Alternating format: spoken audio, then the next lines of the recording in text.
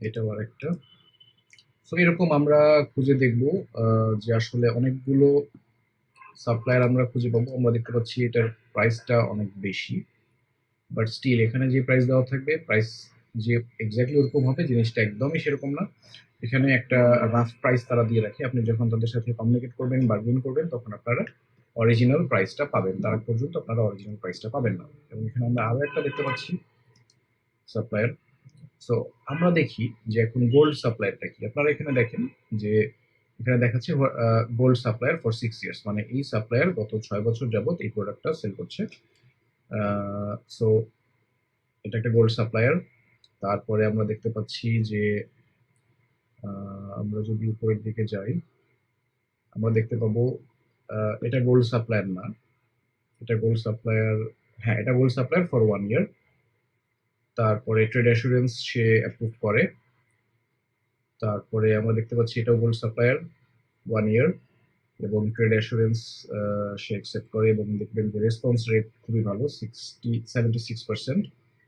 এবং আমরা এটা দেখি 86% রেসপন্স রেট। সো এই এই জিনিসগুলো আমরা দেখে আমরা আমরা আসলে সাপ্লায়ার চুজ করব। তারপরে এটার রেসপন্স রেট 97%। আপনারা দেখেন যে ও 6 বছর যাবত বিজনেস করতেছে আলিবাবাতে, এবং তার রেসপন্স রেট 97%। তার মানে আপনি যদি তার সাথে যোগাযোগ করেন, সে খুব সহজেই এবং খুব তাড়াতাড়ি আপনার সাথে যোগাযোগ করবে, এবং খুব সহজে আপনি আপনার প্রোডাক্টটা সোর্সিং করতে পারবেন, এবং প্রাইসও আমি দেখতে পাচ্ছি অনেক কম।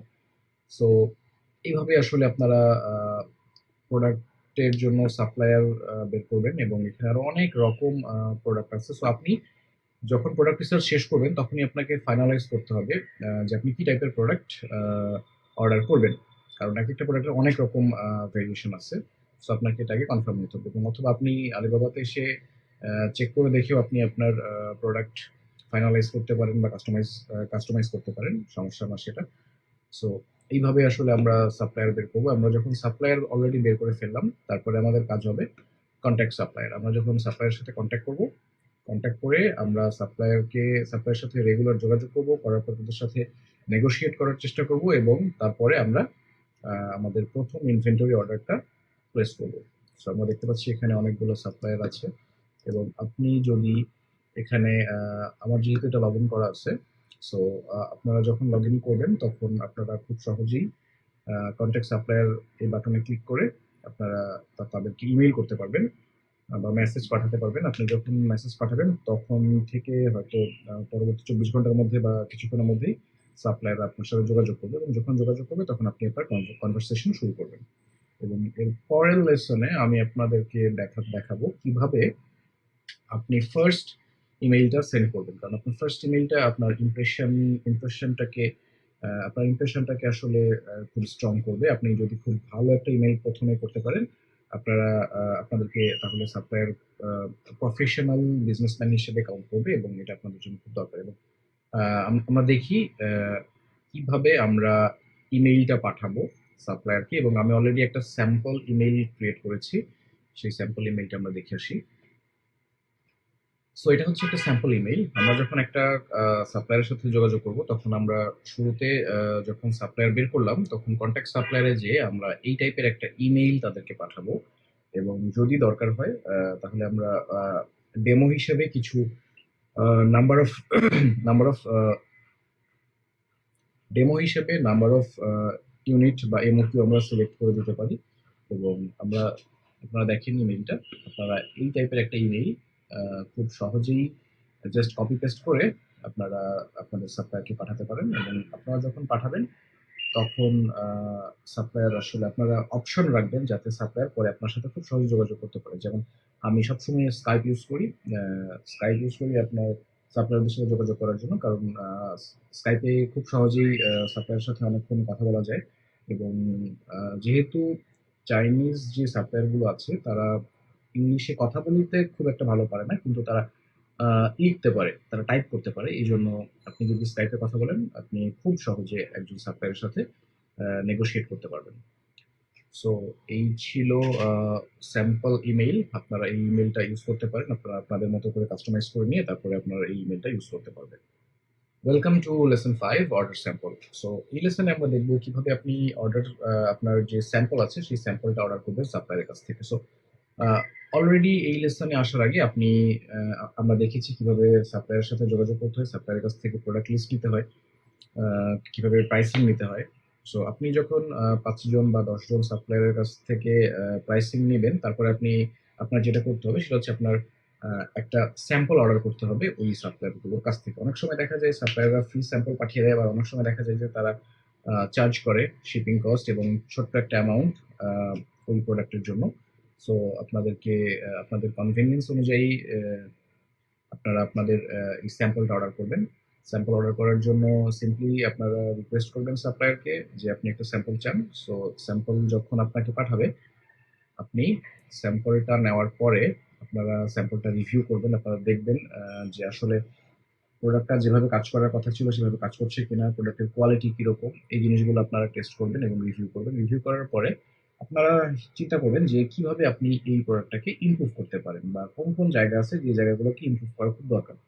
সো এই জিনিসগুলো আপনারা যখন শর্টলিস্ট করে ফেলবেন, তারপরে আপনি সাপ্লায়ারের সাথে আবার যোগাযোগ করবেন এবং আপনি সাপ্লায়ারকে জিনিসগুলো বলবেন যে আপনি কি কি কাস্টমাইজ করতে চান, বা আপনি যদি কাস্টমাইজ করতে না চান সেক্ষেত্রে সেটাও বলবেন যে আপনি কাস্টমাইজ করতে চান না, আপনি এক্স্যাক্টলি এই প্রোডাক্টটাই চান। এটা ডিপেন্ড করবে আপনাদের উপরে। এবং যখন আপনার কোনো সাপ্লায়ারের কোনো প্রোডাক্ট পছন্দ হবে স্যাম্পল, এবং আপনার যদি প্রাইসিং মিলে যায় সাপ্লায়ারের সাথে, আপনি যদি দেখেন যে আপনি ভালো প্রাইস পাচ্ছেন, আপনার প্রফিট মার্জিন ভালো আছে, এবং আপনার প্রোডাক্ট যেটা স্যাম্পল আসছে সেটাও ভালো। সো আপনারা তখন সেই সাপ্লায়ারটাকে ফাইনাল করবেন, এবং ফাইনাল করার আগে অবশ্যই প্রত্যেকটা সাপ্লায়ারের কাছ থেকে স্যাম্পলটা কালেক্ট করবেন এবং স্যাম্পল কালেক্ট করে এগুলো টেস্ট করবেন। এবং আপনি যখন স্যাম্পলটা বাংলাদেশে আনাবেন সাপ্লায়ারের কাছ থেকে, তখন অনেক সময় কাস্টমসে কিছু প্রবলেম হতে পারে। আমি এটা আপনাদের আগে বলিনি, কারণ আমি নিজেই প্রবলেমগুলো ফেস করেছি। যেমন ধরুন আমি একটা স্যাম্পল আনিয়েছিলাম। তো স্যাম্পলটার জন্য আমার কস্টিং ছিল আপনার মাত্র $5, এবং শিপিং কস্টের জন্য ছিল অ্যারাউন্ড $30। সো $35 একটা প্রোডাক্ট আমি যখন বাংলাদেশে আনলাম, সো তখন কাস্টমস প্রোডাক্ট আটকায় দিল। এবং তারা আমি যখন আহ, যে এজেন্ট আছে সেই এজেন্টের সাথে কথা বললাম, তখন আমাকে ওই প্রোডাক্টটা নেওয়ার জন্য আমাকে অ্যারাউন্ড $6,000 মতো আমাকে কাস্টমসে দিয়ে আমাকে প্রোডাক্টটা কাস্টমস থেকে বের করতে হয়েছিল। সো এই ধরনের কিছু কমপ্লিকেশন বাংলাদেশে আছে, কারণ বাংলাদেশে কাস্টমসে যখন একটা প্রোডাক্ট আটকায় দেয়, তখন বেসিক্যালি আপনাকে প্রোডাক্টটা ওইখান থেকে নেওয়ার জন্য যে এজেন্ট আছে, যারা কাস্টমসের যে এজেন্টগুলো আছে, সো ওই এজেন্টগুলোর সাথে আপনাদেরকে যোগাযোগ করতে হবে, এবং যোগাযোগ করে তাদের কাছ থেকে প্রোডাক্টটা আনতে হবে। এবং আপনি চাইলে সরাসরি কাস্টমসে যে আপনি প্রোডাক্ট নিয়ে আসতে পারবেন, সেক্ষেত্রে হয়তো আপনাকে তাদের সাথেও বার্গেন করতে হবে, এবং বার্গেন করে প্রোডাক্টটা নিয়ে আসতে হবে। এবং সবসময় মাথায় রাখবেন যে আপনি আপনার যদি প্রোডাক্টটার দাম $5 হয়, এমনও হতে পারে যে আপনাকে হয়তো সেই প্রোডাক্টটা কাস্টমস থেকে ক্লিয়ার করার জন্য $50 থেকে $100 আপনার লাগতে পারে। এটা হয়তো সব প্রোডাক্টের জন্য এরকম লাগবে না, কিছু কিছু প্রোডাক্টের জন্য অনেক কম রাখে কাস্টমস। সো এটা ডিপেন্ড করে, এটা কমপ্লিটলি ডিপেন্ড করে আপনার প্রোডাক্টের উপরে। সো এটা আপনাদেরকে সলভ করতে হবে, এবং আপনারা এই প্রবলেমটা সলভ করতে পারলে আপনারা খুব সহজেই প্রোডাক্ট স্যাম্পলগুলো এনে আপনারা টেস্ট করতে পারবেন। সো এই ফেজটা খুব ইম্পর্টেন্ট। একটা সাপ্লায়ারকে ফাইনালাইজ করার জন্য আমরা সবসময় একজন সাপ্লায়ারের কাছ থেকে আহ, আমরা স্যাম্পলগুলো নিব, নেওয়ার পরে সেগুলো টেস্ট করব, রিভিউ করব, এবং আমরা বের করবো যে আমরা কিভাবে ইমপ্রুভ করতে পারি প্রোডাক্টটাকে। এবং তারপরে কস্ট প্রফিট আমরা এগুলো ক্যালকুলেট করে আমরা ফাইনালি একজন সাপ্লায়ারকে কনফার্ম করব। So thank you, thank you for watching this lesson. I'll see you in the next lesson.